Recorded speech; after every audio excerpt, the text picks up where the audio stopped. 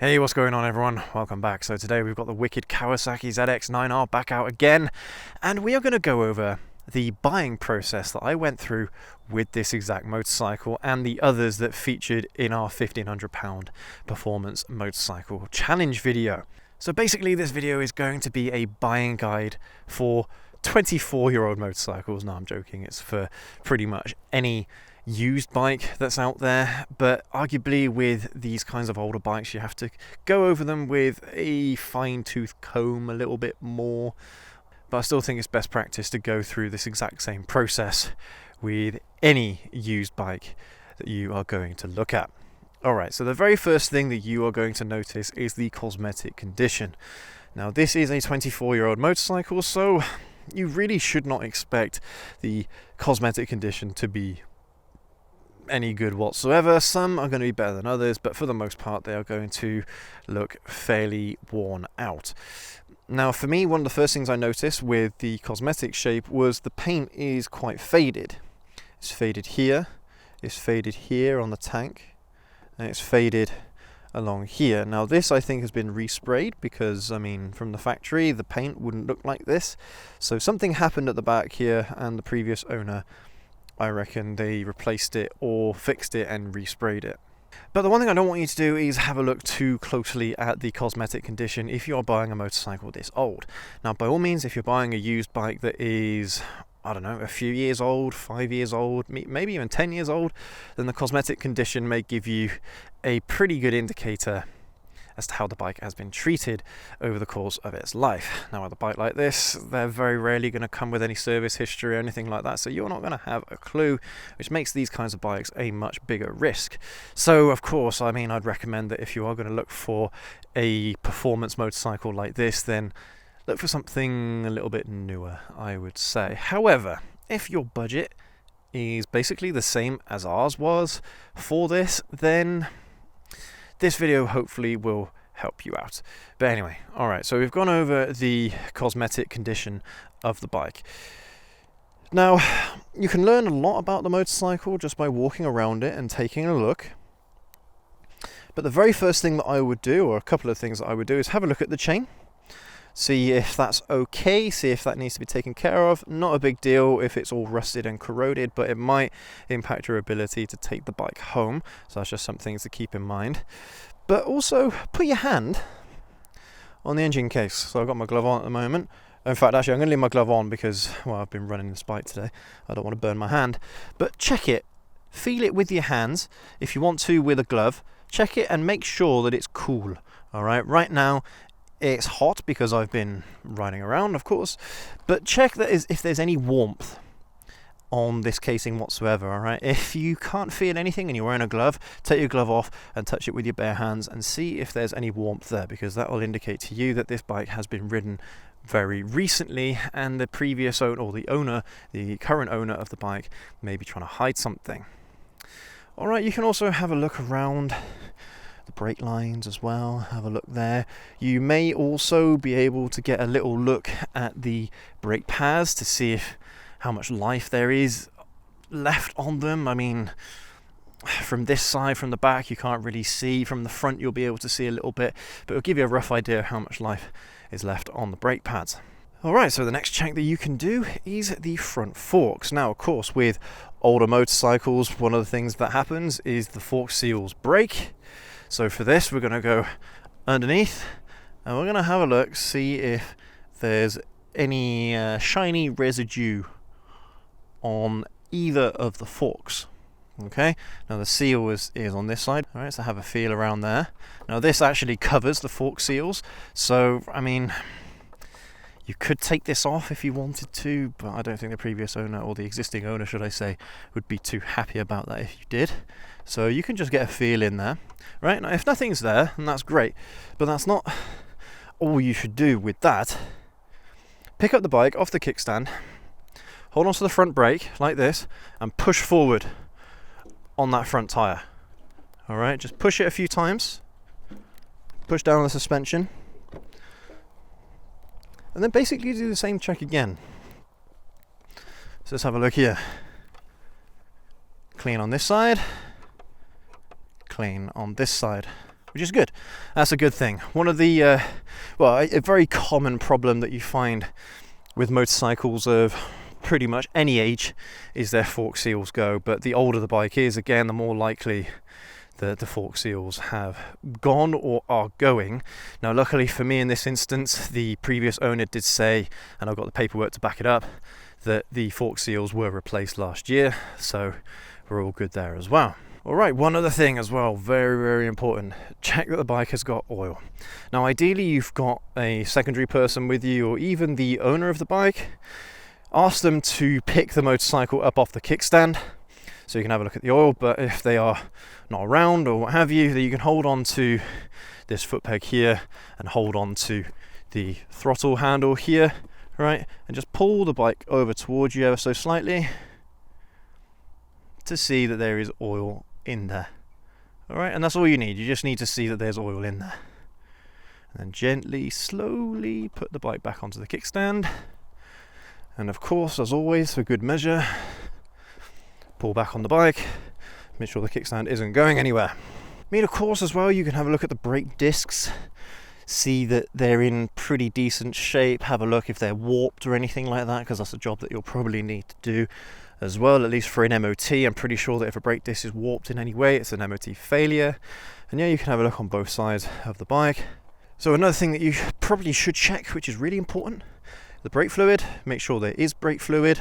Okay, and here, I mean, I did this recently, but you can tell that there is brake fluid in there. And you can also do the same thing with the rear brake. And in fact, I mean, as I look at it, that brake fluid in there is looking a little bit murky, so I'll probably have to change that at some point in the near future. But there's brake fluid in there, so that is good. And of course, before you even go anywhere, before you turn the bike on, you want to make sure that the brakes work. Part of testing the suspension, testing the front forks, is you're also testing the front brake as well, because if that front wheel goes anywhere as you're pushing down on the suspension, as you got the brake on, that's a very bad sign, and I would walk away from that bike immediately. There's one thing buying a motorcycle that's going to break. It's another thing entirely buying a motorcycle that could potentially kill you. Alright, so if you see anything like that that really gives you the heebie-jeebies, just walk away immediately. Don't even start the bike up, just walk away. You can also have a look around as well. If there's openings in the fairing, have a look and see if you can find any leaks, any oil leaks or just fluid leaks of some kind. So have a look around the seals. Have a look around there, maybe where the head gasket is, something like that. So have a little look around everywhere. Have a look all the way around here where the clutch casing is. Get your finger in there, have a good old feel. Make sure there's no leaks. Alright, pretty sure there's nothing in there. No, it's all good, it's dry. That's a good sign. You could do the exact same thing on the other side. Just check to make sure that nothing is leaking. All looking good from here. Alright, so if everything has checked out at this point, then by all means go ahead and start the motorcycle up. Now, I will say that the owner of the bike might not allow you to run the bike at all, or ride it rather, take it for a test ride. They might not. That can be a red flag, it might not be a red flag. You can learn a lot about a motorcycle just from turning it on and hearing it idle, but if you do get the opportunity to take it out for a test ride, then I would 100% encourage you to do that. And in a moment we will kind of pretend that we are going on a test ride on this bike for the very first time, and I'll give you some pointers of what to look out for on the test ride itself. But right now, let's turn the bike on. Now remember, this is carbureted, and if it is cool as it should be, then you probably need to use the choke like that, right? But I've been running this bike, so it's all good. Now it's interesting because when we first looked at this motorcycle, we were going to turn it on, we'd pull in the clutch and push the starter, the bike wouldn't turn over. You'd hear the starter solenoid try and kick up a fuss, but no, the bike wouldn't start.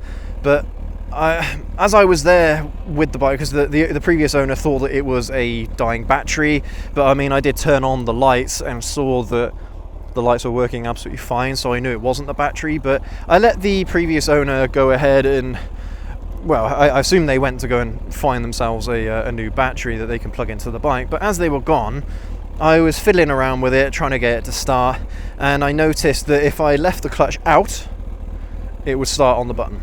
And that's basically what happens to this day. It just starts on the button every time with the clutch out. But that does mean that there's probably some electrical problem with this motorcycle, but it's not a big enough issue to stop you from buying it and riding it. Alright, so as the bike is on, it'll be cool. Ideally it would be cool. Alright, so it's a cold start. Put your head around the engine and have a good little listen. See if you can hear any odd noises coming from the engine. Now, this is an old bike, so things are going to rattle. Alright, these plastics are going to rattle, you're going to hear it going. But try and listen out for the engine itself.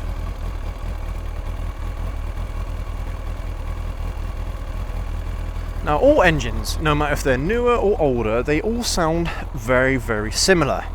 So if you hear any really loud knocking noises or anything that you suspect shouldn't be there, walk away. That was exactly the case with the Yamaha Thunder Race that I went to look at. We turned the bike on and there was just a massive knocking sound coming from this side of the engine, or it might have been the other side, I can't remember.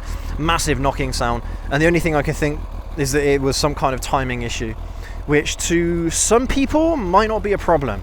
Alright, to some people it might not be a problem, but for the average person buying a used motorcycle, that's not really what you want to hear. Okay, that's something that could be an easy fix, but maybe not. Alright, so just keep that in mind. So the engine sounds really, really good. Give it a few revs. Alright, have a sound. Or have a listen to the sound rather, okay? Just spend a little bit of time just listening to the bike, letting it idle for a while, up until the point where it goes up in temperature. Now, I would advise that if you're not allowed to test ride the bike, leave it idling until it reaches operating temperature. Alright, leave it idling up to that point. But of course, if you get the opportunity to test ride the bike, then bring it up to operating temperature out and about. That's always the best thing to do. So there's no weird noises, there's no like blowing kind of noises coming from the exhaust, so you know that the exhaust is all good, everything sounds good. Alright, there's nothing wrong with you getting on the bike if the existing owner doesn't want you to test ride it. There's nothing wrong with you sitting on the bike, obviously picking up the kickstand and putting it in gear. Put it in first. Alright, the previous owner shouldn't have, or the existing owner shouldn't have any problems with you putting it in first gear. Alright, try and use the clutch as well. Try and move the bike forward a little bit. Move it back. Alright, move it forward. Move it back. Alright, just make sure that everything is as it should be, and of course, put it back into neutral as well. Now, of course, most bikes won't, at a standstill, they won't let you go into second gear. Alright, because they have what's known as like a positive neutral, where as soon as if you are at a stop and you kick the bike up into neutral, it won't go past neutral. You see how it's not going past neutral? Alright, and I'm kicking it up. Alright, I'm kicking it up and it's not going past neutral. Okay? That's a feature of a lot of motorcycles for the past 30 years. Alright? So at this point everything sounds good, alright? Nothing is that much of a concern. The cosmetic condition might be a slight concern, but everything else seems okay. Then at that point I would go ahead and take it out for a test ride.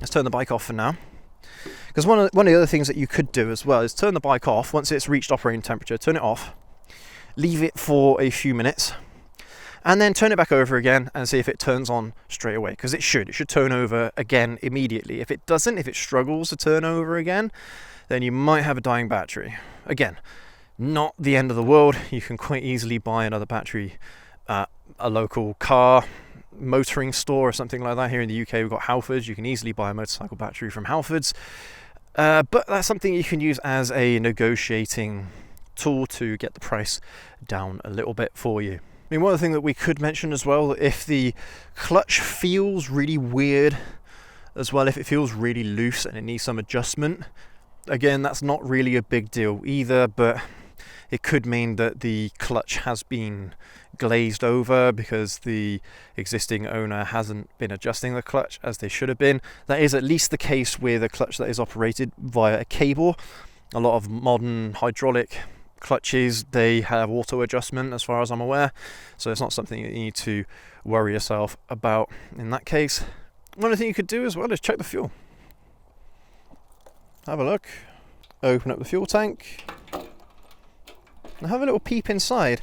Now I haven't filled up this bike in about a week, so I don't actually know how much fuel there is in there, but the main thing that you're looking for is rust. See if you can have a look inside the fuel tank just in case there's any rust in there, all right, because that could be a problem.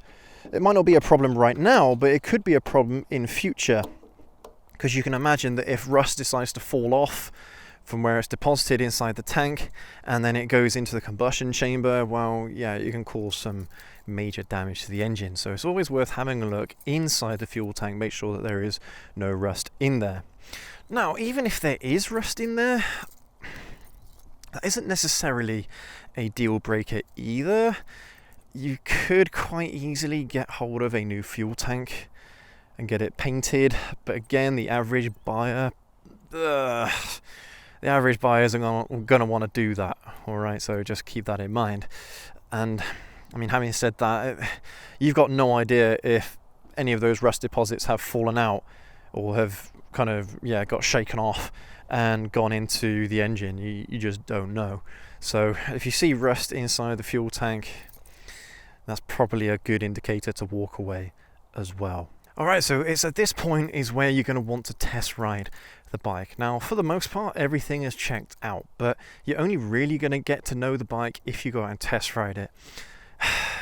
If you can prove to the existing owner that you have got some kind of insurance in place for the bike, then that might sway them in your favor about allowing you to take the bike out for a test ride. Try and push for that. Try and push for a test ride, all right? Because that's the only way how you're going to really know how the bike is. Is it healthy? Is the engine on its last legs? That's the only way that you're going to be able to tell, is if you take it out for a test ride. But if they are insisting that you are, if they're not going to let you take it out for a test ride, then at that point it's a judgment call. Everything that you've done so far should check out, all right? The only things that you're not going to be able to test is the clutch and the gearbox, all right? But everything else you can test without test riding it, with the bike being just in situ. All right, but if you do get the opportunity to go out for a test ride, then this is the next part of the video, or this should be the next part of the process that you go through when you're looking to buy a used bike. Now, of course, I've gotten to know this motorcycle over the last month or so, so I'm quite familiar with it. And unless you have ridden this bike before, a different model of this bike, the same bike, so say for example if I've ridden a ZX-9R in the past, then I'd know exactly what to look out for. But most people wouldn't have done that. Most people wouldn't have ridden the bike before that they're looking to buy again now. Okay, but if you have, then use that experience, use that knowledge. It makes things a hell of a lot easier. But even though you haven't ridden a motorcycle like this before, so imagine you've never ridden this ZX-9R before, it doesn't matter, all right? Most engines are exactly the same. Between cars and motorcycles, most engines work and function in a very, very similar way, so therefore they will sound very, very similar. Okay? So you shouldn't be too concerned with that, all right? If you've had a few years experience riding motorcycles or driving cars, then well, you should know what a decent engine sounds like and what a decent engine feels like compared to a bad one. So on the test ride here, what you want to do, as I mentioned earlier, is bring it up to temperature, and you want to use the entire rev range. Go through the entire range of the bike, make sure there's no hiccups, make sure because it should, even a carbureted motorcycle like this one will have a smooth throttle response, or they should have a smooth throttle response. The power delivery should be fairly linear as well, all right? If it isn't, if it chokes or something like that as you are trying to accelerate, then that could be an issue. Again, might not be an issue. It could just be a case of having to rebalance the carbs, clean the carbs, clean the carburetors, and rebalance them. It could be something as simple as that. So, okay, not a big deal. Not a big deal if that is the case. But let's use this road here to give this bike a bit of a blast. Here we go, all the way through the range. Woo! Okay, all the way through the range, feels good. Right now, I mean, that's one of the reasons why you want to bring the bike up to temperature to begin with, because you don't want to blow it up on the test ride. Right, if you go all the way through the range and the bike hasn't had a chance to warm up a little bit, then you are yeah, walking on ice there, I think. Especially if it's an old bike like this. Also as well, that's another opportunity to test out the brakes, make sure the brakes are working okay, make sure the rear brakes working good, and the front, make sure they're biting well. Again, not necessarily a deal breaker if they are working, but they're not working as good as they could be. All right, I mean, this bike had an issue with its front brakes, so you know, it's not necessarily a big deal for just an average person to take a look at and fix. But again, you want to make sure the brakes work. And here in the UK, I mean, that's why an MOT is really important, because they will test the brakes. They will test the brakes and the suspension thoroughly anyway. So as long as the bike's got an MOT, then you can pretty much guarantee that the brakes and the suspension are going to work at least. If it's had a recent MOT anyway, if it's been within the last month, let's say, then yeah, it should be all good. So also, go through the gears. You don't have to go very fast to be going through all the gears. This is a 6-geared motorcycle. Make sure you learn, or make sure you find out beforehand how many gears the bike has. There's 1 down, 5 up, so it's a 6-gear gearbox. Go all the way through the gears and make sure that the motorcycle accelerates with each gear. Make sure it goes into the gears nice and smoothly as well. It shouldn't be clunking into gears or anything like that. It should be a very smooth affair, at least if it's a Japanese motorcycle anyway.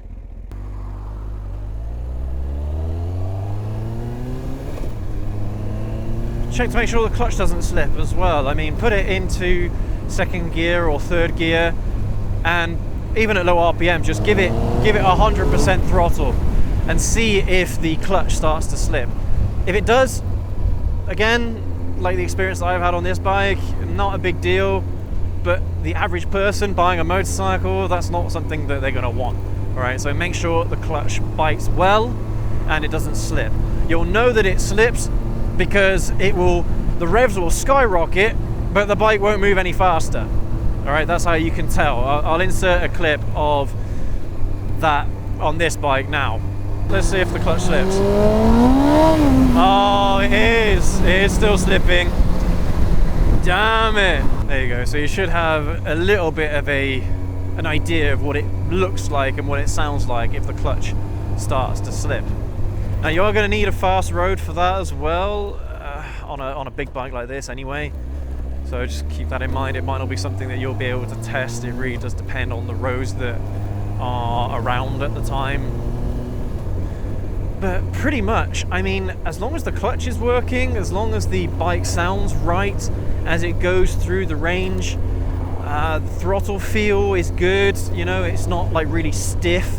Now this is a cable operated throttle, so it does feel a hell of a lot stiffer than my ZH2 because they're electronic throttles. All right, so they feel totally different.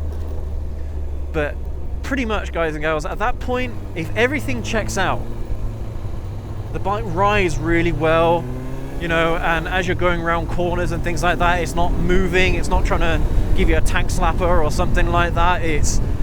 Everything feels good, then you should be onto a winner. But of course, the first thing that you do when you get it home, give it an oil change, go through the brake fluid, all right? Give it some new brake fluid and maybe even give it some new coolant as well, just in case. Why not? Why not? It's just best practice, all right? You don't have to, but it's best practice to get the most out of this new purchase of yours. And prior to looking at the bike as well, definitely go and do a little bit of research. Have a look on forums, regarding common problems with the bike that you are going to look at. I did the exact same thing. I had a look in forums to see what issues ZX-9Rs had of this era. Apparently some had an issue where they had cracked frames, so look out for that, look out for a cracked frame. I think they were fixed under RMA anyway, recall. I think they were fixed anyway, so check as well. You can go on the Kawasaki website, if it's a ZX-9R release or a Kawasaki motorcycle, put in the registration number of the bike into the website and it should give you a list of any outstanding recalls that that bike has, so have a look at that as well. You can do that prior as well if you can get the number plate off the current owner, get the number plate, run it through its paces and see. But yeah, just do your research of any common problems that the motorcycle that you're looking at may have. It may not have them, right? The Thunder Race is a perfect example. I knew going up to see that Thunder Race that it was going to be an oil burner, because like 95% of Yamaha Thunder Races burn oil because of reasons I don't know. Right? In forums, I think they said that it was something to do with the diameter of the bore compared to the radius of the piston. I don't know. And then oil would seep through. Apparently, it would get burned. I don't know, but that's one of the reasons why you check the oil level as well. Because if it's a motorcycle that you suspect is burning oil, the one thing you don't want is it to starve of oil. And again, that Yamaha Thunder Race that I was looking to buy, it had low oil. The oil light came on basically as soon as I started riding around on it, and I don't know how long it'd be starved of oil for. Could have caused the knocking problem that I was hearing. You simply don't know.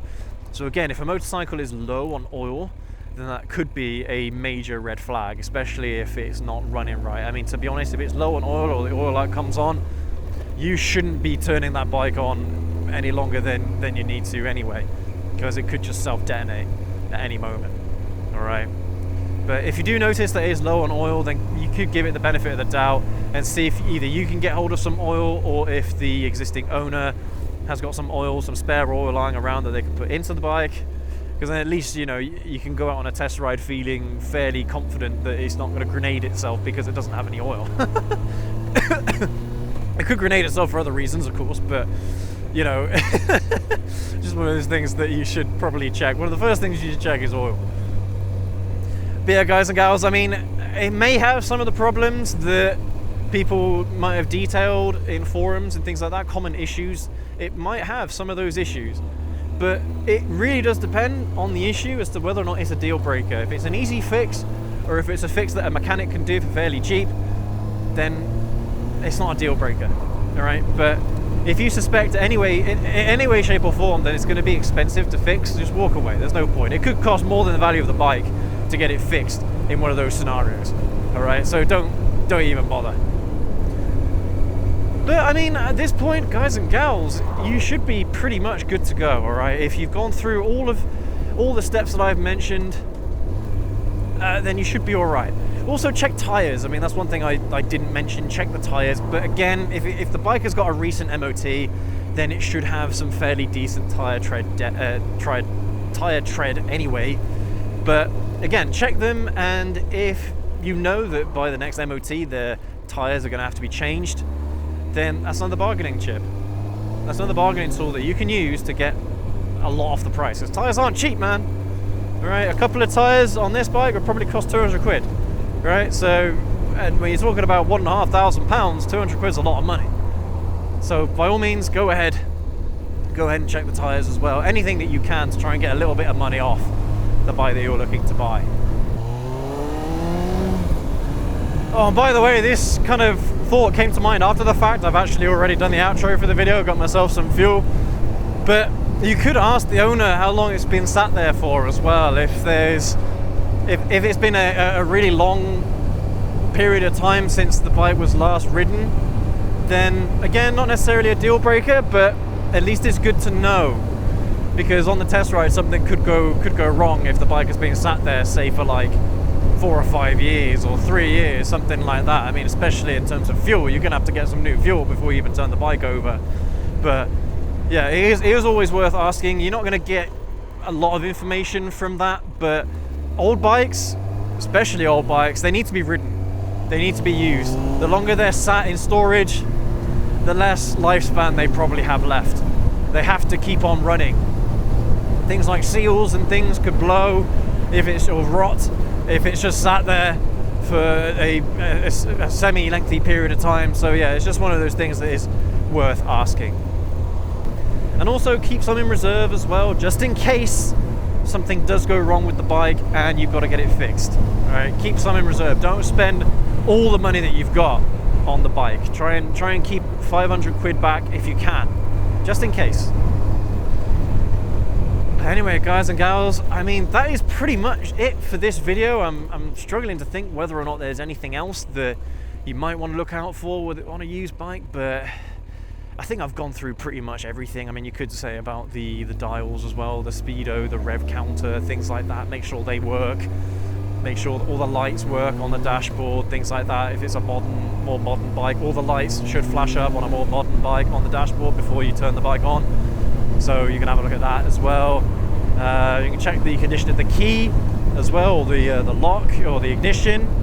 If someone's tried to steal the bike, then there should be some pretty obvious signs around the ignition that someone's tried hot wiring it before. Again, that's probably a red flag. And also you can do some online vehicle checks like Car Vertical or something like that to have a look at the history of the bike. And I mean, I did a Car Vertical check on this bike, and luckily it came back perfectly fine. It was all clean, no history of accidents or anything like that, so it was all good. But that's something else that you could do. Anyway, guys and gals, I'm going to go ahead and get some fuel in this bike because yeah, I can't remember the last time I fueled her up. But yeah, as always, leave a like. Let us know down in the comment section below if there's any other tips or tricks that you might have for anyone that's looking to buy a used motorcycle. You could go in with a list of things to look for, so that's another option that you could do. But yeah, thanks again. Leave a like, get subscribed, hit the notification bell, and we will catch you all in the next video. Have a good one.